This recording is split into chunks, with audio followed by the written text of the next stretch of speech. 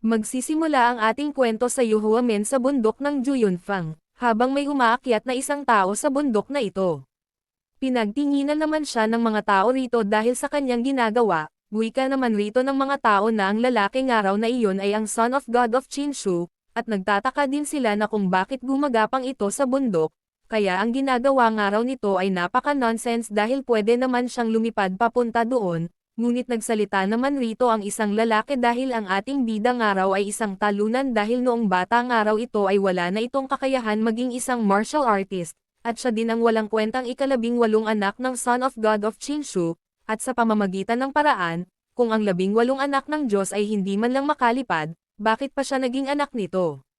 At ang kanyang ama ay si Chin Fat Ian.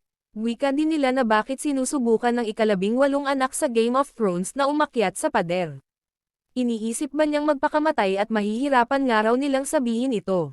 Pagkatapos ng lahat, malapit nang ganapin ang komperensya ng banal na anak, at sa panahong iyon, magsasama-sama ang 18 banal na anak ng pintuan ng bituin. Narinig niya na ang mga banal na anak na hindi karapat-dapat sa titulo ay aalisan ng kanilang katayuang banal na anak. Bumalik naman sa ating bida habang tuloy-tuloy pa rin ito sa pag-akyat ng bundok, nainis din ito dahil nasa ulo niya ang isang agila. Kaya sinabihan niya ito sa kanyang pangalan na Kokuzokai, at pinagmumura niya din ito. Kasabay nun, umalis na ito, habang sinasabi ng ating bida sa kanyang sarili na kakayanin niya nga raw itong akyatin. Makalipas ang ilang sandali, tuluyan na ng ating bida na napuntahan ang tuktok ng bundok, kaya hingal na hingal ito sa kanyang pag-akyat, at napahiga din ito sa labis nitong pagkapagod, at dagdag din nito na nagtagumpay nga raw siya sa kanyang pagsisikap. Kaya sa hindi inaasahang pangyayari, bigla na lamang may lumitaw na system sa kanya na sinasabi na binabati niya nga raw ang host sa matagumpay na pag-login sa Global Check-in System, kaya talagang napakahusay nito, binabati niya din ito sa pagtanggap ng gantimpala na tinatawag na Eternal Frozen Dantian. Nagtaka naman rito ang ating bida na kung ano nga raw ang kanyang narinig, kaya dali-dali naman itong tumayo para masuri ito, ngunit nagpagtanto niya din ito kaagad. Wika din ng ating bida na ang walang katapusang paggalaw ng dantian, ang espiritual na enerhiya nito ay hindi kailanman nauubos, ang paglinang ng walang hanggang dantian ay ang pinakamataas na lihim sa lahat ng mundo. Walang katapusang paggamit ng espiritual na enerhiya, walang katapusang output, kahit ang mga sinaunang emperador ay nainip dito ngunit hindi nila maabot ang supremo dantian ng mga Diyos. Kaya natuwa na lamang ito dahil magkakaroon ng araw ito na isang makapangyarihang cultivation, kasabay nun, nagliwanag naman rito ang isang artifact sa kanya na tinatawag na Eternal Frozen Dantian. Sa pagliwanag ng artifact na ito nagkaroon naman rito ng napakalakas na liwanag sa bundok. Napansin din ito ng mga cultivator, at wika nila na kung ano nga raw nangyayari, dahil mukhang may nangyari sa tuktok ng bundok na ito. Ang ika-18 anak ng Diyos ay kakakakyat lang, at ang espiritual na enerhiya doon ay sumasabog sa lakas, at mayroon bang kayamanan na makalangit sa tuktok ng Yunfeng na hindi nila alam. Kung hindi, hindi maghihirap ang ika-18 anak ng Diyos na umakyat sa Yunfeng gamit lamang ang kanyang mga kamay. Bumalik naman sa ating bida habang kinukultivate na niya ang Eternal Frozen Dantian.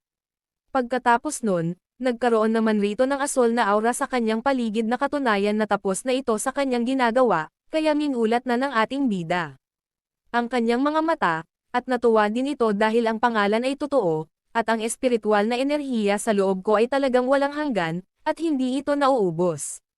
At ang pangalan ng ating bida ay si Chinshu. Isang buwan na ang nakalipas, tumawid siya sa mundong ito at nakuha ko ang isang pandaigdigang sistema ng lagda. Ang unang lugar na kailangan niyang bisitahin ay dito sa lugar na ito, ang pinakamataas na tuktok ng Yuhua sect, Jiayun Peak. Para sa mga karaniwang disipulo, ang Jiayun Peak ay tiyak na hindi isang problema, mayroon silang libu-libong paraan para makalipad doon. At ayon sa karaniwang kwento, ang bida ay palaging walang silbi kapag naglalakbay sa oras, at hindi niya exception. Ang orihinal na may-ari ng katawan na ito ay ang ika-18 na anak ng Diyos, galing siya sa mahusay na lahi, at maraming mga taong may kakayahan sa kanyang pamilya. At ang kanyang ama ay isang kilalang makapangyarihang tao na yumanig sa mundo. Ipinanganak sa ganitong pamilya, dapat sanay siya ay isang banal na katawan, isang Diyos na katawan, o anumang iba pang pambihirang pisikal na anyo, ngunit ang orihinal na may-ari ay isang ordinaryong katawan at isang ordinaryong buhay lamang. Sa katunayan, kahit na ang mga mortal ay may mortal na buhay, sa pamamagitan ng masigasig na pagsasanay maaari silang umabot sa mga pambihirang taas. Gayunpaman, matapos malaman ang katotohanan, ang may-ari ng katawan na ito ay nagpakamatay at sumuko, ganap na ayaw magpatuloy sa pagsasanay, at sa huli, lubos na nalulong, hanggang sa siya'y biglang pumanaw, kaya sa ganon napunta ito sa katawan ng ating bida. Ngunit sa kabutihang palad, sa kanyang nakaraang buhay, siya ay isang rock climber.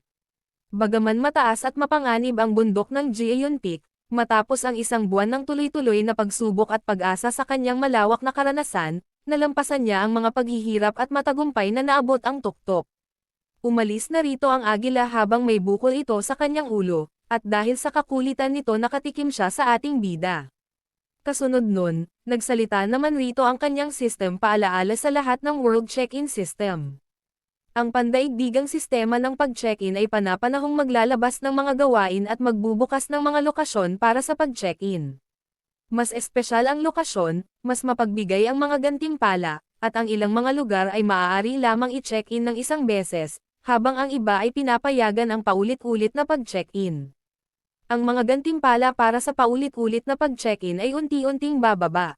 Natuwa si Chin Shu, dahil ang Juyonfang ay isang lugar kung saan maaari kang mag-sign in ng paulit-ulit, ngunit maaari ka lamang mag-sign in isang beses sa isang araw. Maaari ka ring mag-check-in ng paulit-ulit, na mabuti para sa hinaharap, at dagdag din niya na pupuntang araw siya sa Juyon Peak para mag-check-in araw-araw, para makakuha ng araw siya ng mga gantimpala araw-araw. Ang ibig sabihin ng ating bida ay ang pag-akyat sa bundok na ito sa araw-araw ay para makakuha siya ng gantimpala sa kanyang system. Sabi din niya habang nakahawak ito sa kanyang dantiyan ng kanyang spiritual na katawan, dahil nakuha na niya ang permanenteng mobile dantiyan, mas mabuti pang pag-aralan niya na ang paraan ng paglipad, para hindi nang araw siya mahirapan sa susunod. Nangamba din si Chin Shu habang nakatingin ito sa baba ng bundok na papaanong araw siya lilikas sa bundok na ito. Pinaliwanag din sa ating kwento. Ang katayuan ng Yaoqi Saintes ay katulad ng sa anak ng Diyos, ngunit tanging isa lamang ang maaaring makatanggap ng pabor ng Saintes sa Yaoqi. Sa makatuwid, ang santo ng Yaopul ay palaging naging paksa ng alitan sa mga anak ng Diyos. Sinabi naman ng isang babae sa kanyang Saintes, ang 18 anak ng Diyos ay malapit. Nang magdaos ng isang malaking pulong, at partikular na inutusan siya ng kanyang Panginoon na magmasid. Hinayaan na lamang ito ng Saintes, kaya sa hindi inaasahang pagkakataon dumating naman rito si Chin Shu at wika niya sa Saintes na pumunta nga raw ito sa kanya dahil may sasabihin nga raw ito sa kanya, dali-dali naman pumunta rito ang Saintes, at nagtanong din ito na kung siya ba nga raw ang ika-18 na anak ng Diyos. Bigla na lamang lumapit ang ating bida sa Saintes, habang nagpapakyut ito na pwede bang araw ito na makisakay sa kanya pababa ng bundok na ito. Nahiya naman rito ang Saintes dahil unang beses pangaraw siya na makatabi na isang lalaki sa buong buhay niya kaya labis na lamang ang pagkahiya nito. Sa kabilang banda, nagalit naman rito ang bantay ng Saintes na kung anong araw ang ginagawa ng bida sa kanyang Saintes, dahil kapag may nakakitang araw sa kanila anong araw ang sasabihin nila sa kanilang dalawa. Pinigilan naman siya ng kanyang Saintes na ang ika-18 na anak ng Diyos ay walang cultivation kaya ayos lang sa kanya na isabay niya ito. Sa mga narinig ni Chin Shu bigla na lamang gumana ang pagiging manyakol nito, kaya dali-dali niyang niyakap ang Saintes sa kanyang bewang, namula naman lalo rito ang Saintes dahil sa ginawa ni Chin Shu sa kanya. Sabi ni Chin Shu sa Saintes na may cultivation ng araw siya, ngunit masyado pa itong mababa, at ang kanyang antas ng pagsasanay. Kung hindi kita hawakan, tiyak na mahuhulog nga raw siya at mamamatay, at sana maunawaan nga raw ito ng Saintes. Hindi na nakapagpigil rito ang bantay ng Saintes kaya dali-dali na itong humugat ng kanyang sandata habang nagpapalabas ito ng nakakatakot na tigre sa kanyang likuran, ang babae pala na ito ay ang kanyang auntie, nagagalit ito dahil ang mga salita ng isang santo at ang mga salita ng isang birhen ay pareho, batay sa kanyang asal, sa tingin niya hindi pa kailanman nakita ng matandang babaeng ito ang mga iyon sa kanyang buhay. Napatigil naman rito ang auntie ng Saintes dahil nagsalita ang Saintes na sumasang-ayon nga raw ito sa ating bida, kaya kinimkim na lamang ng auntie ng Saintes ang kanyang galit, at sinabi din ito sa kanyang isip, sabi ng lahat na ang ika-18 anak ng Diyos ay isang kabiguan, pero ngayon nakita niya na isa pa rin siyang hangal. Makalipas ang ilang sandali, nakasakay na ang ating bida sa flying sword ng Saintes, ngunit sa hindi inaasaang pagkakataon, bigla na lamang nagulat si Qin Shu dahil nag-pop up ang system nito, wika naman ng kanyang system ang lokasyon ng pag-sign in ay na-update na, at paki-sign in nga raw ng host ang Yunyan Place Carvings. Kasabay nun, nagtanong si Qin Shu sa Saintes na kung saan nga raw sila pupunta. Ngunit ang sinabi lamang ng Saintes na may oras pa bago ang pagpupulong ng mga anak ng Diyos, kaya gusto niyang tingnan muna ang mga inukit sa Cloud Cliff. Pinaliwanag niya din ang pinagmulan ng Yuhua Gate Yunyan Stone Carving ay napaka-misteryoso, naglalaman ng mga lihim mula sa langit. Gusto niya nga raw maramdaman ito. Sa mga narinig ni Qin Shu nagliwanag naman ang mga mata nito sa pananabik, kaya dali-dali na naman niyang sinunggapan ang Saintes na magmadali na nga raw silang pumunta doon. Nagulat ang Saintes kaya sinabihan niya si Qin Shu na wag nga raw itong masyadong dumikit sa kanya, sumang-ayon naman rito ang manyakol nating bida. Habang ang auntie ng Saintes ay naiinis na lamang sa pinaggagawa ng hangal na bida sa kanyang Saintes. Maya-maya pa pagkatapos ng ilang sandali, mapupunta na ang eksena sa Yuyan Rock Craving. Habang may nag-uulat na isang mensahe sa 11 na anak ng Diyos, napupunta nga raw ang Saintes sa lugar na ito. Pinakilala naman sa ating kwento ang kapatid ng ating bida na si Duan Jinfei ang ika-11 anak ng Diyos. Natuwa ito dahil pumunta nga raw ang Saintes sa kanyang pinadalang mensahe para masuri nila ang bato na ito. Wika naman rito ng mga tauhan ng hangal. Ang Yaochi Saintes ay napakataas, ngayon ang ika-11 anak ay magbibigay galang sa biyaya ng Saintes. Ang Yaochi Saintes ay dalisay at walang kapintasan, tanging ang ika-11 anak lamang ang makakamit ang kanyang pabor. Ngayon siya ay tinawag dito ng anak ng Diyos, ang ika-11 anak ng Diyos ay tunay na dakila. Narinig ko na ang banal na dalaga ay lumaki sa Jade Pool at hindi pa kailanman nakipag-usap sa isang lalaki. Nagpasalamat naman rito si Duan Jinfei sa kanyang mga tauhan dahil sa mga suporta nito sa kanya, at wika din niya ang banal na dalaga ng Yaochi ay tunay na dalisay at sagrado. Wala siyang pakikipag-ugnayan sa mga lalaki.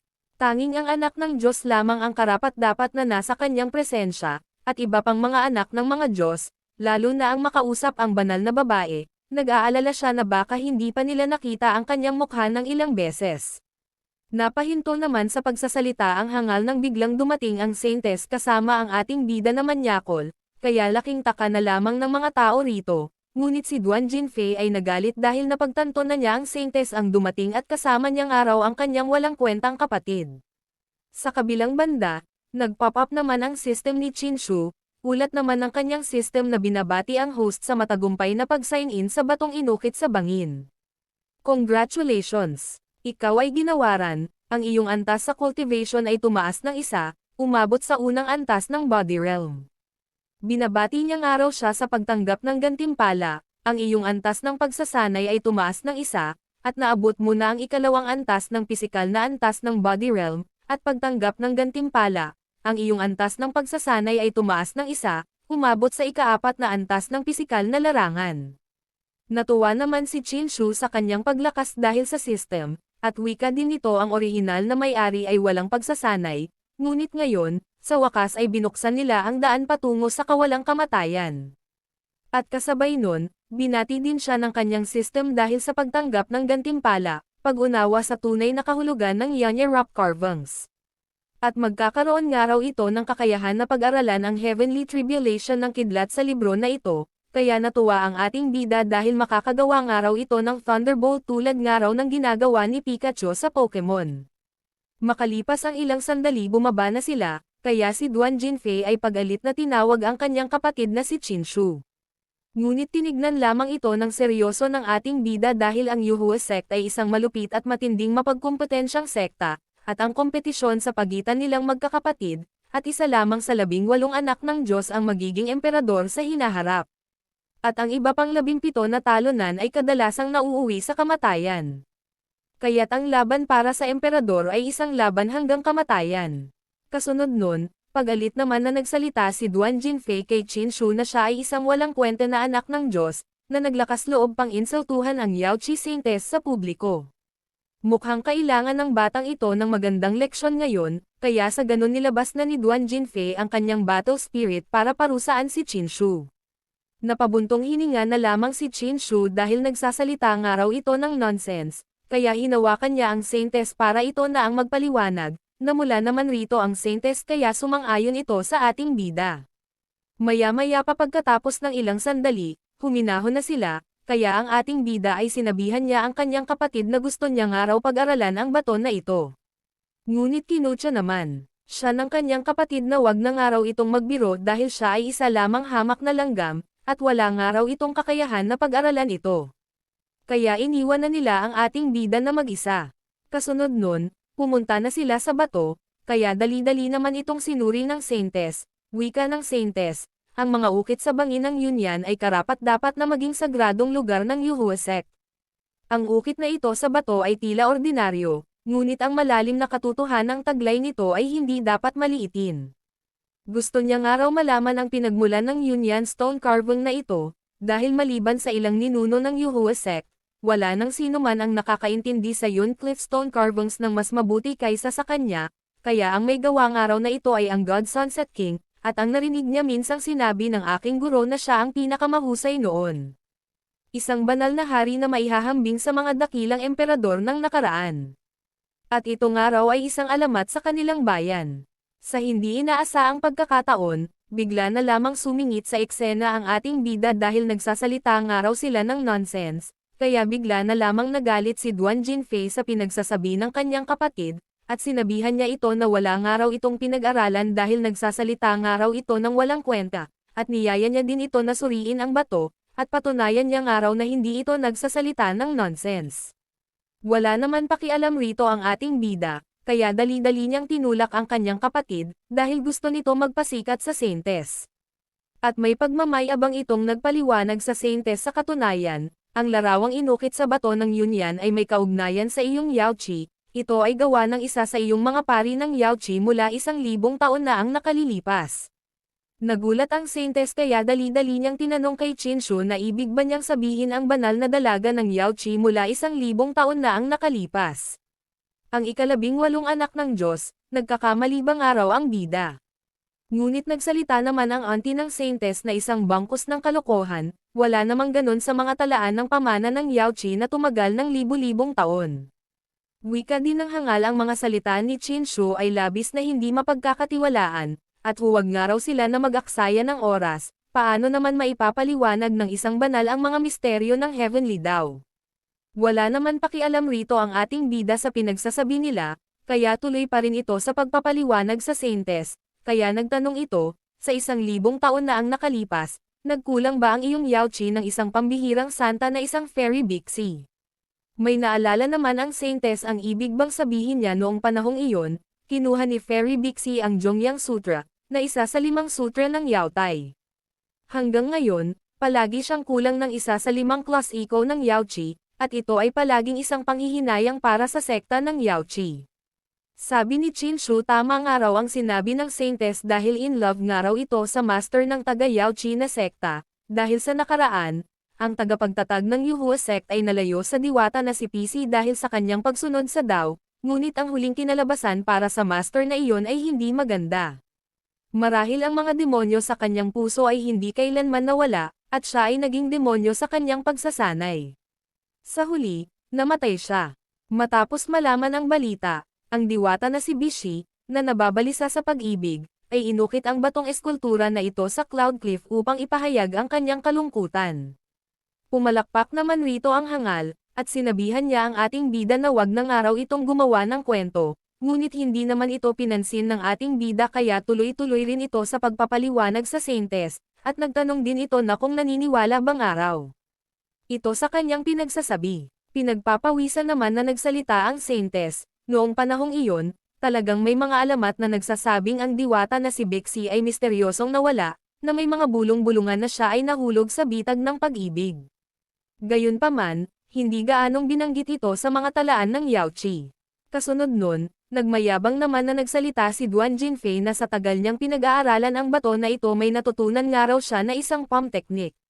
Namangha naman rito ang Saintess kaya dali-dali niyang sinabihan ito na ipakita niya nga raw ito sa kanya. Sa kabilang banda pinuri naman ng matandang babae si Duan Jinfei dahil talentado nga raw ito, hindi tulad nga raw ng ating bida na walang kaalam-alam sa buhay, ngunit ang ating bida ay wala lamang pakialam sa kanyang paligid kaya tuloy-tuloy lamang ito sa paglalaro.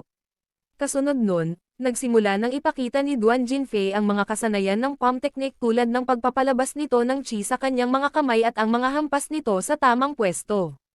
Sa mga nakita ng Saintess na mangha naman ito dahil ang teknik na ito ng palad ay isinasagawa, ito ay sinasamahan ng isang bisyon. Bagaman mahina ang pangitain na ito, ganap nitong ipinapakita na hindi dapat maliitin ang pinagmulan ng Yunya rock carvings. Pagkatapos nito gawin ang palm technique, minaliit naman siya ng ating bida dahil sa 20 taon nitong pinag-aaralan ang bato na ito, konti lamang ang natutunan nito, at kasabay nun, sabay legendary finger naman ito sa kanyang kapatid. Nanggalaitin naman sa galit si Duan Jinfei kaya pinagmumura niya ang ating bida sa inis, ngunit wala naman pakialam ang ating bida, kaya tuloy pa rin ito sa pang-iinis sa kanyang kapatid. Wika ni Duan Jinfei na kahit magbabaluktot ka ng walang kwenta kasama ang banal na babae dito, hindi nito mababago ang katotohanan na ikaw ay walang kakayahan. Sinasabi mong mahina ang aking kakayahan sa pag-unawa, pero mayroon ka bang kakayahang makaintindi ng kahit ano? At kung meron subukan niyang araw pag-aralan ang bato na ito. Wala naman pagdadalawang isip na sumang-ayon ang ating bida na subukan ang bato na ito, kaya sa hindi inaasaang pagkakataon, nagpalabas na ang ating bida ng kanyang aura sa kamay habang sinasabi niya ang unang galaw ng palm technique. Kaya sa nakakakilabot na pangyayari, bigla na lamang lumiwanag ng kidlat ang kamay ng ating bida sa palm technique na ito, at dali-dali niya din itong sinubukan sa sahig, kaya nagkaroon naman rito ng pagkawasak nito sa ginawa ng ating bida.